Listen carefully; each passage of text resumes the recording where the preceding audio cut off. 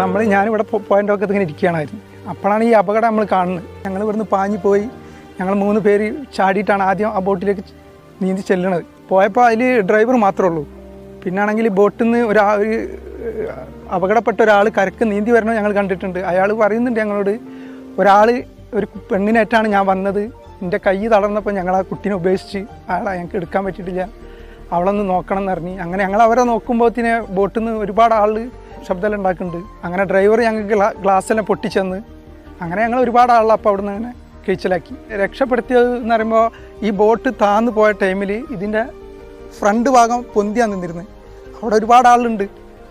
ആ ആളാണ് ഇവിടെ ഓടുന്ന ഹൗസ് ബോട്ട് തന്നെ, ചെറിയ 2 ഹൗസ് ബോട്ടുണ്ട്. അവരാണ് ഈ ആളെ വന്നുകൊണ്ട് കയറ്റി കൊണ്ടുപോകുന്നത്. പിന്നെ ഗ്ലാസ് പൊട്ടിച്ചെടുക്കുന്നതല്ല ചെറിയ ചെറിയ